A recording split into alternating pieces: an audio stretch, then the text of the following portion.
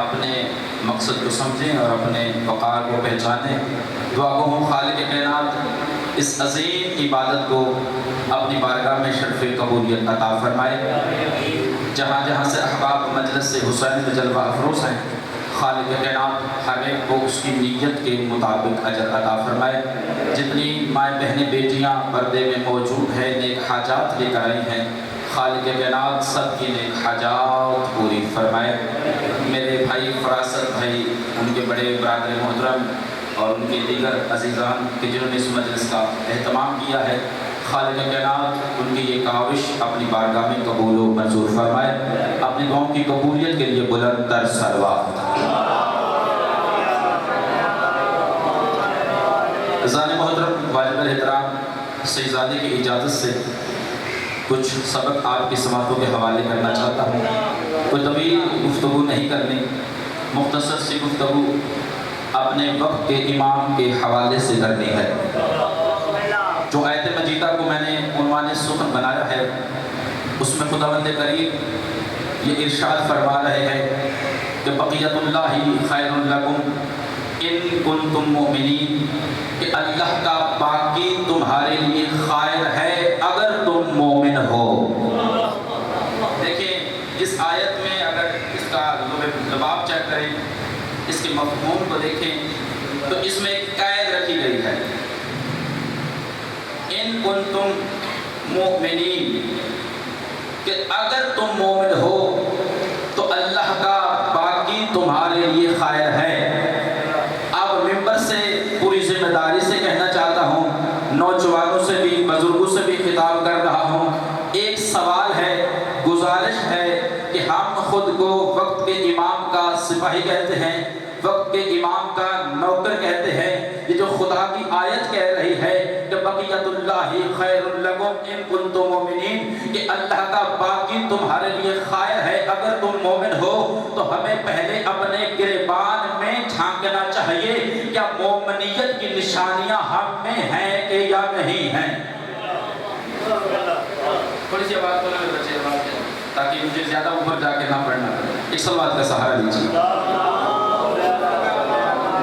تو سب سے پہلے ہمیں یہ معلوم کرنا چاہیے کہ وہ نشانیاں جو مومن ہونے کی نشانیاں ہیں، بادشاہ وہ ہم میں ہیں یا نہیں ہیں، کہ ہم جو عزاداری حسین کو کر رہے ہیں تو یہ عبادت سمجھ کے کر رہے ہیں یا شخصیت پرستی میں کر رہے ہیں۔ اب مجھے نہیں پتا کون حسین کے ذکر کے لیے آیا ہے، کون تعلق کی بنا پر آیا ہے، مگر خدا اس کو سلامت رکھے جو حسین کا ذکر سننے کے لیے آیا ہے۔ رب کعبہ کی قسم، زہرا جناب سیدہ اس بندے کو دعا دیتی ہے جو دل میں حسین کی محبت لے کر عزا پہ آتا ہے، حسین کی محبت لے کر فرش عزا پہ آتا ہے، جناب سیدہ اس کو دعا دیتی ہے۔ تو وقت کے امام کا تذکرہ پہلا جملہ آپ کی سماعت کے حوالے کرنا چاہتا ہوں۔ شب معراج جب پیغمبر خدا، نوجوان توجہ، جب پیغمبر خدا اپنے خدا سے ملاقات کرنے کے لیے، تھوڑا سا اگر آپ بولیں گے تو پھر میں چھوڑا ہوں، اپنے خدا سے ملاقات کرنے کے لیے گئے تو خالق نے کہا میرے حبیب کیا تو اپنے اوصیاء کو دیکھنا چاہتا ہے؟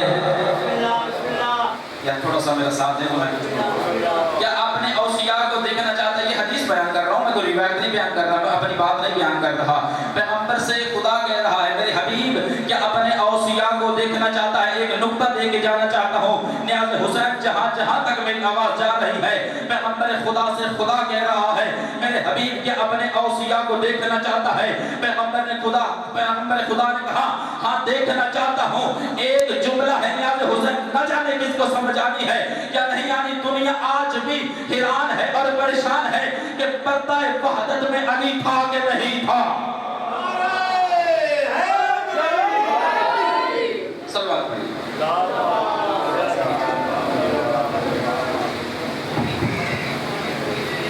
پھر بھی صلوات کا سہارا لیں۔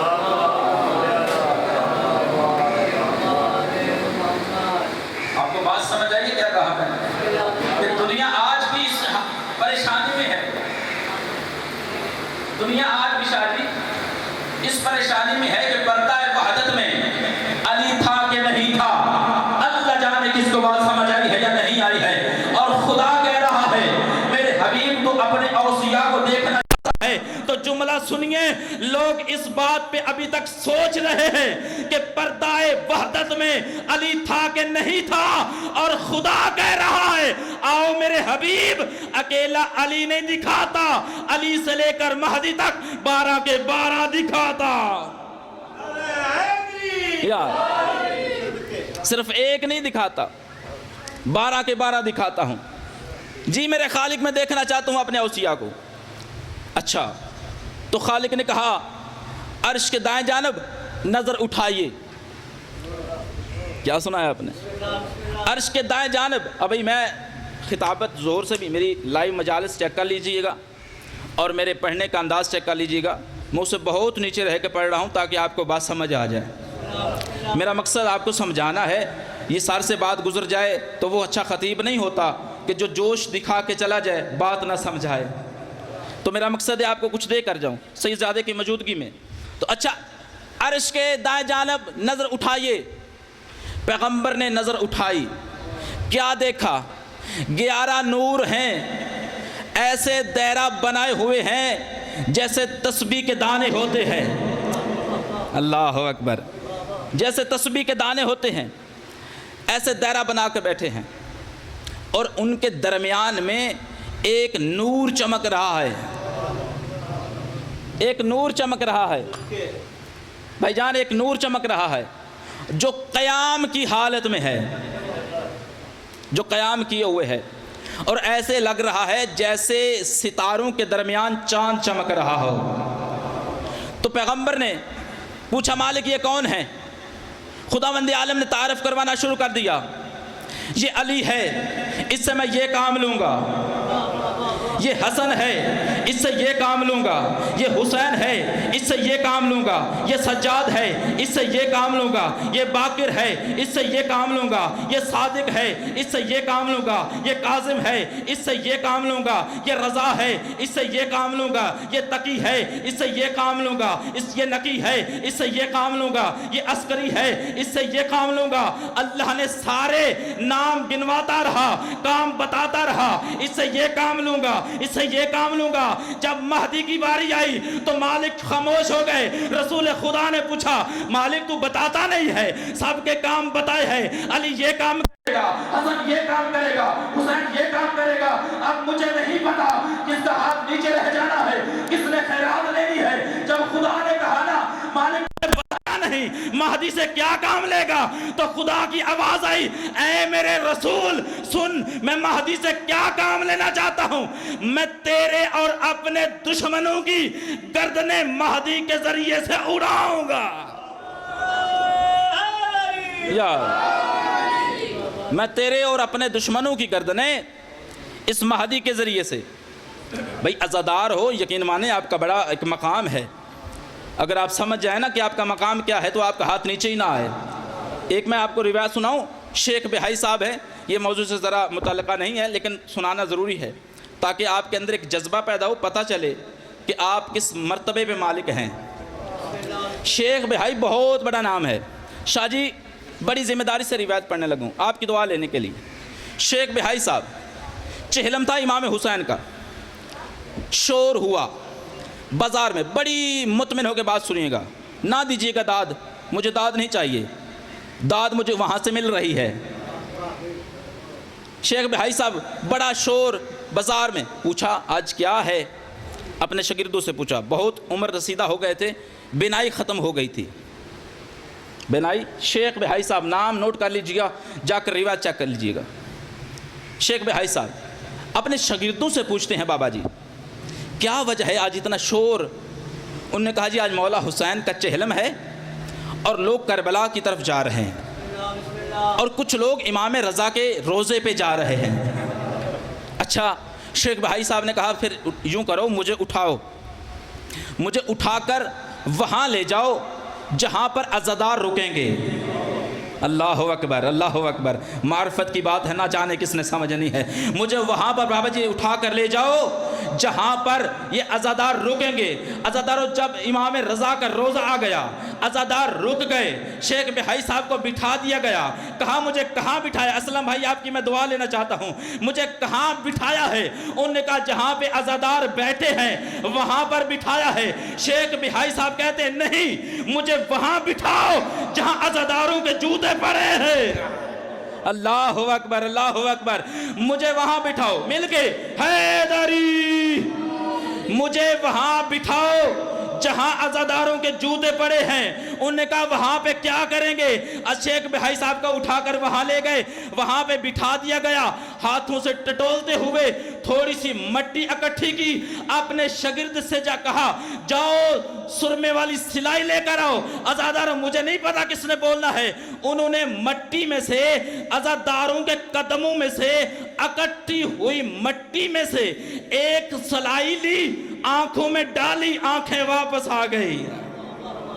ہائے ہائے ہائے, آنکھیں واپس آ گئی. تو سوچیں پھر آپ کا کتنا بڑا مقام ہے.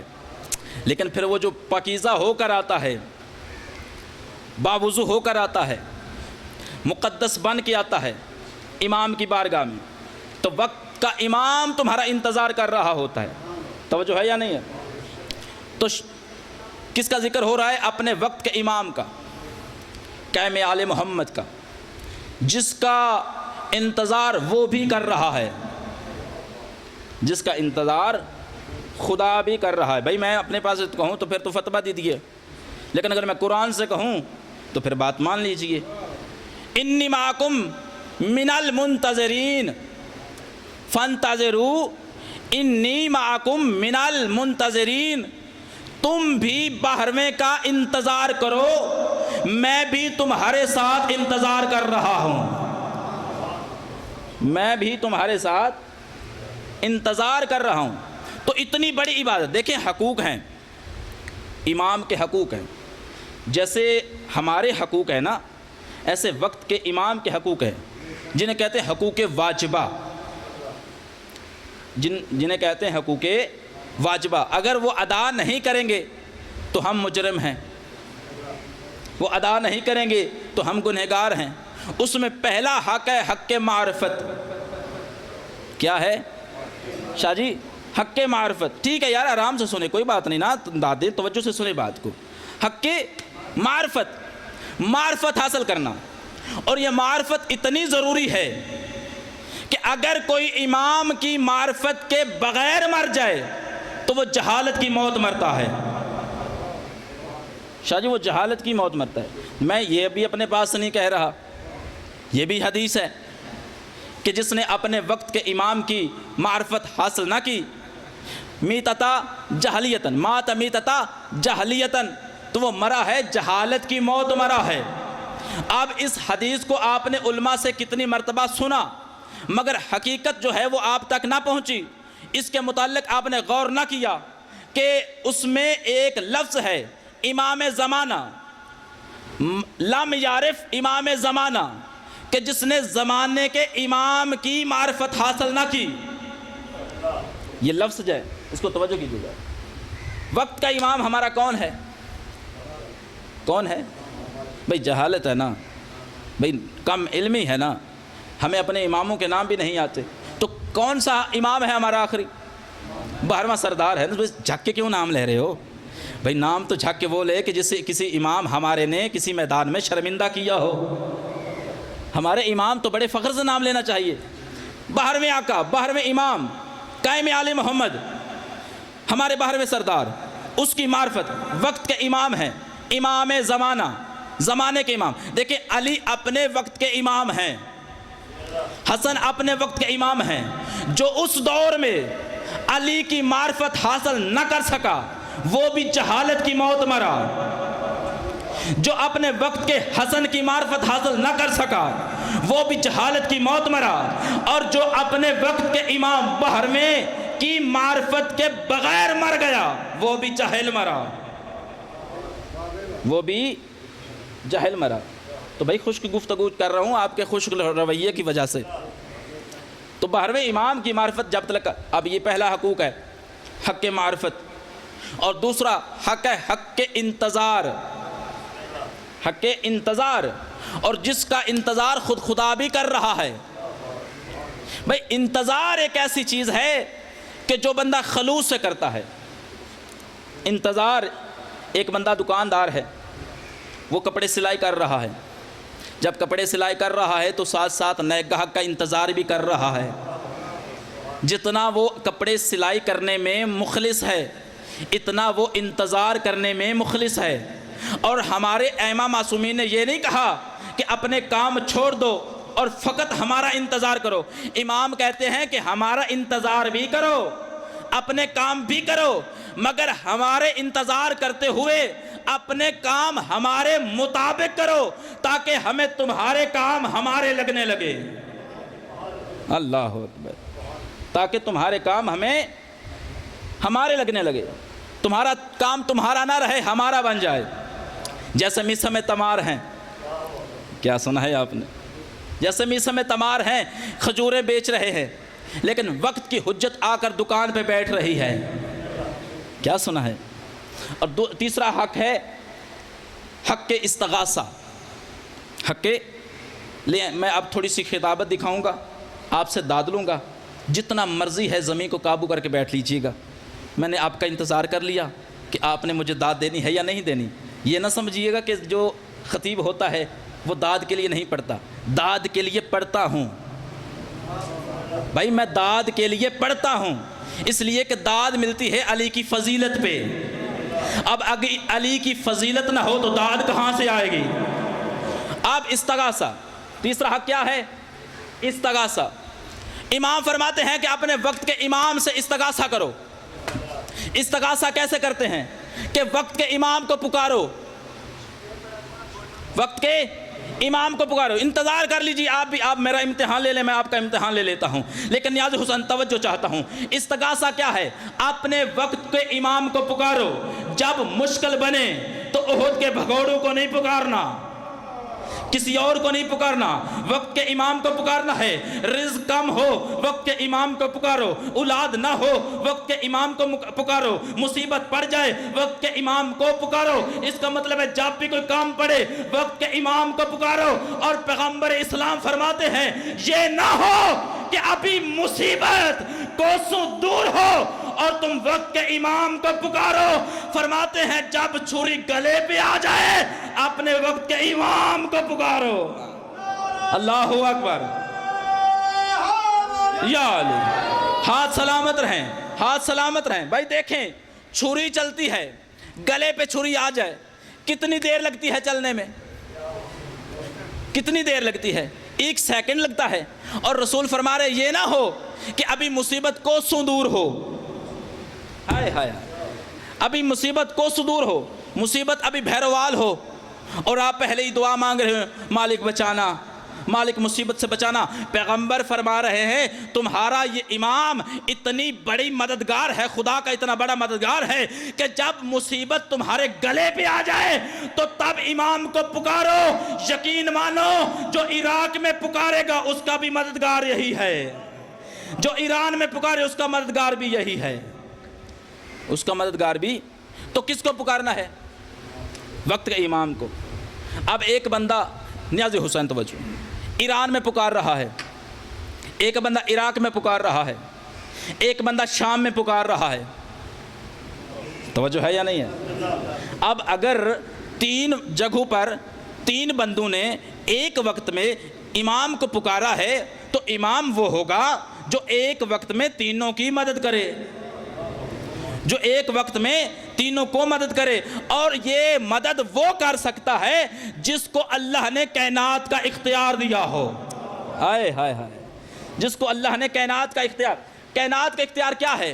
زمین کو چاہے تو سمیٹ دے، آسمان کو چاہے تو زمین کر دے، مشرق کو چاہے تو مغرب کر دے، مرد کو چاہے تو عورت کر دے، جو چاہے کر دے، یہ اس کے اختیار میں ہے۔ اور ایک اور استغاثہ ہے، ایک اور حق ہے، وہ حق کے دعا، دعا مانگنا۔ کس سے دعا مانگنا؟ امام سے دعا مانگنا، خدا سے دعا نہیں مانگنا۔ توجہ نہیں کی آپ نے، میں نے جملہ کہہ دیا ہے، دعا امام سے ہے، امام کے وسیلے سے اس کو پکارا جائے گا۔ اس لیے کہ وہ ڈائریکٹ کسی کے پاس نہیں آتا، وہ وسیلے سے آتا ہے۔ اگر تم امام زمانہ کو وسیلہ بناؤ گے تو جلدی اس کے پاس پہنچو گے، جلدی اس کے پاس پہنچو گے۔ ایک بندہ جو ہے نا، نیاز حسین توجہ، ایک بہت قیمتی جملہ عزاداروں کے لیے دے کے جا رہا ہوں کہ ہم امام زمانہ کو پکارتے ہیں نا، امام زمانہ کہتے ہیں جب تمہارا کوئی کام نہ ہو رہا ہو مجھے چھوڑ کر میرے چچا عباس کو پکارو۔ ہائے ہائے ہائے، کسی نے لطف نہیں لیا۔ مجھے دیکھیں، میں روایت پڑھتا ہوں۔ ایک مومن تھا، وہ امام رضا بادشاہ کے دروازے پہ کھڑا تھا اور دعا مانگ رہا تھا، امام زمانہ میرا یہ کام ہے، مسئلہ ہے حل ہو جائے، مسئلہ ہے حل ہو جائے۔ اور لوگ جو ہے وہ چھوڑ کے آگے کربلا جا رہے تھے، لوگ آگے جا رہے تھے۔ اس نے شکوہ کیا، اس نے شکایت کی، مولا میں آپ کو پکار رہا ہوں، لوگ غازی کی زری پہ جا رہے ہیں، ہائے ہائے ہائے، لوگ آگے جا رہے ہیں، آپ وقت کے امام ہیں، وہ وقت کا امام بھی نہیں ہے، پھر یہ کیا ہوا؟ مدد آپ نے کرنی ہے، لیکن لوگ غازی کو پکار رہے ہیں۔ رب کعبہ کی قسم، رات کو خواب آیا، خواب میں امام زمانہ ملے۔ امام زمانہ نے کہا کیا کہہ رہے تھے تم؟ کہ غازی کو پکارنا نامناسب ہے، غازی کو نہیں پکارنا چاہیے۔ یہ کہتے ہیں ہاں مولا، امام آپ ہیں، استغاثہ آپ سے کرنا چاہیے، مدد آپ سے مانگنی چاہیے، نصرت آپ سے مانگنی چاہیے۔ یہ کیا کہ وقت کے امام کو چھوڑ کر غازی کو پکارنا شروع کر دیے۔ امام فرماتے ہیں کیا کہہ رہے تھے تم؟ یا غوث ہو، یا غوث ہو، یا غوث ہو، یا غوث ہو، اے وقت کے امام میری مدد کر۔ یا امام زمانہ فرماتے ہیں جب غازی کو پکارو یہ نہ کہنا یا غوث ہو، بلکہ کہنا یا ابو الغوث، یا ابو الغوث، یا ابو الغوث، یہ ہے نہیں یا۔ تو یہ دعا ہے امام زمانہ کو، مشکل بنے تو امام زمانہ کو پکارو۔ اس وقت میں بڑا ضروری توسل ہے وقت کے ایمان سے۔ جتنی مصیبتیں پڑ رہی ہیں ہمیں، کبھی پارا چنار میں شیعوں کا قتل، میں پوری قوم کی میں نمائندگی کر کے یہ جملہ کہہ رہا ہوں، کبھی پارا چنار میں قتل، کبھی وزیرستان میں ہماری بہنوں بیٹیوں کے اوپر ڈنڈوں سے حملہ۔ ایک جملہ دوں آپ کو، یاد رکھیے گا، پوری امت مسلمہ کو جو اسلام کے ٹھیکیدار بنے ہوئے ہیں ان کو یہ پیغام دینا چاہتا ہوں، یہ محرم اور سفر کے علاوہ اگر کسی اور مہینے میں ہمیں چھیڑ لو ہمیں شکوہ نہیں ہے۔ بھائی جملہ سننا نیاز حسین، باقی 10 مہینوں میں ہمیں چھیڑو ہمیں شکوہ نہیں ہے، ہمیں شکایت نہیں ہے، اور ان 2 مہینوں میں ہمیں چھیڑنا نہیں ہے، کیونکہ ان 2 مہینوں میں فقط مرد نہیں ہماری عورتیں بھی چوڑیاں نہیں پہنتی، ہماری عورتوں نے بھی چوڑیاں اتاری ہوتی ہیں۔ لہٰذا یہ وقت کے امام کے سپاہی ہیں، انہیں نہ چھیڑو۔ عزاداری کو مٹاؤ گے تو تم خود مٹ جاؤ گے، عزاداری کو مٹاؤ گے خود مٹ جاؤ گے۔ میں ایک دلیل دیتا ہوں، بابا جی ایک بندے کو قتل کریں گے، بھائی جی آپ میری تائید کریے گا، ایک بندے کو قتل کریں گے، کس لیے قتل کریں گے؟ عزاداری مٹانے کے لیے؟ بندے بولے نہیں، میں عزاداری کی بات کر رہا ہوں، میں ترابیوں کی تو بات نہیں کر رہا۔ ایک بندے کو کیوں مارا؟ عزاداری ختم ہو جائے۔ ایک بندے کو مارا عزاداری ختم ہو جائے۔ ایک بندے کو مارنے سے عزاداری ختم نہیں ہوتی، 5 مجلسوں میں اضافہ ہوتا ہے۔ نہیں نہیں نہیں نہیں، سمجھے ہی نہیں آپ، 5 مجلسوں میں اضافہ ہوتا ہے۔ وہ کیسے؟ ایک بندے کو آپ نے قتل کیا کہ وہ عزاداری نہ کرے، اس کے جنازے پہ مجلس، اس کے کل کی مجلس، اس کے 7ویں کی مجلس، اس کے 11ویں کی مجلس، اس کے 40 کی مجلس۔ تم تو آئے تھے عزاداری کو مٹانے کے لیے، ایک مارا ہے 5 بڑھ گئی ہیں، 2 مارو گے 10 بڑھ جائیں گی، 3 مارو گے 15 بڑھ جائیں گی۔ اب سوچو تو صحیح، جتنے مارو گے اتنے بڑھیں گے۔ لہٰذا عزاداری پہ نہیں، ہر چیز پہ کمپرومائز ہے، عزاداری پہ نہیں۔ کاش ہماری امت، ہماری قوم، ہماری ملت عزاداری کے مقصد کو سمجھ جائے، اور یہ جو قوم کو مٹانا چاہتے ہیں ان کے ارادوں کو سمجھ جائے، تو کبھی بھی ہمیں در بدر آپس میں نا اتفاقیوں سے لڑنا نہ پڑے۔ چلاکیاں سمجھیں، مجمع صاحب کا جملہ شروع کرنے لگا ہوں چونکہ وقت بھی اتنا ہے، پیچھے بہت سارے معززان پڑھنے والے ہیں۔ کاش جناب سیدہ کا بھی بھائی ہوتا، اجرکم من اللہ جنہوں نے ہائے کی ہے۔ سیدزادہ آپ کی اجازت لے کر ایک جملہ کہنا چاہتا ہوں۔ جناب سیدہ کو کیوں مارا گیا؟ اس لیے کہ زہرا کا بھائی کوئی نہیں تھا۔ اجرکم من اللہ 4 گھنٹے تک باپ کے نوکروں سے جھڑکے کھاتی رہی ہے۔ اللہ اٹھتی آوازوں پہ رحم کرے۔ جب تم ہائے کر کے روتے ہو نا، ایک روایت پڑھتا ہوں، چھٹے امام، بندہ کہتا ہے میں نے دیکھا چھٹے امام رخسار زمین پہ رکھ کے رو رہے ہیں، آنسو رخساروں سے آتے ہیں، مٹی گیلی ہو رہی ہے، کہتا ہے امام کے لب ہل رہے ہیں۔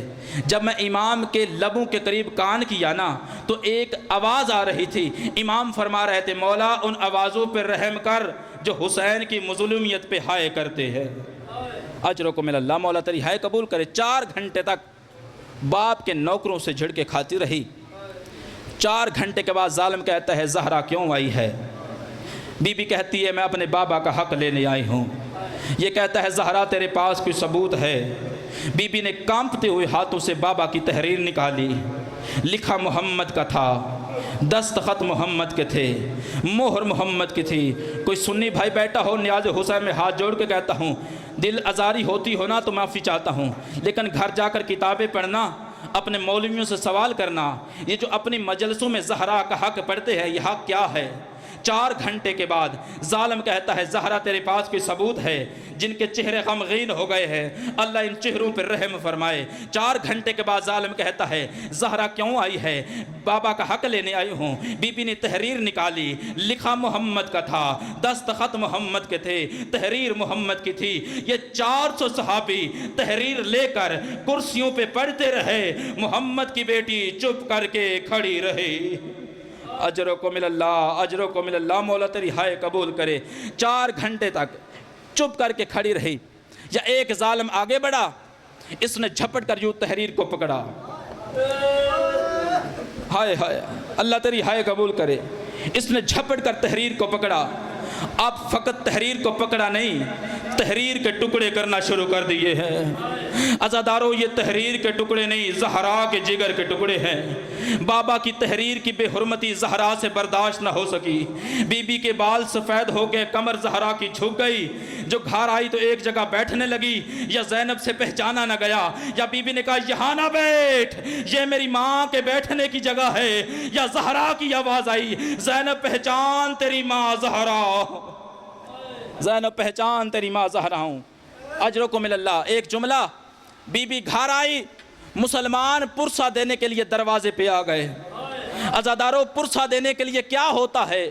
عجیب مسلمان تھے۔ پرسہ دینے کے لیے کسی کے ہاتھ میں لکڑیاں تھی، کسی کے ہاتھ میں آگ تھی، کسی کے ہاتھ میں خنجر تھا، اور یہ کمینہ آواز دے کے کہتا ہے زہرا دروازہ کھول ورنہ میں دروازے کو آگ لگا دوں گا۔ یا بی بی کی آواز اندر حسن بھی ہے اندر حسین بھی ہے۔ یا عزادارو اس ظالم نے دروازے کو آگ لگائی، جب آدھا دروازہ جل گیا اس ظالم نے جلتے دروازے کو ٹانگ ماری، جلتا ہوا دروازہ زمین پہ گرنا شروع ہوا۔ عزادارو مجھے نہیں پتا کس نے سر کا ماتم کرنا ہے، کس نے سر کا پرسہ دینا ہے۔ عزادارو زہرا زمین پہ گری، اوپر جلتا ہوا دروازہ، اوپر سے مسلمانوں نے گزرنا شروع کر دیا۔ یا بی بی کی آواز آئی بابا میری پسلیاں ٹوٹ گئی، بابا میرا محسن شہید، الا لعنت اللہ علی القوم الظالمین۔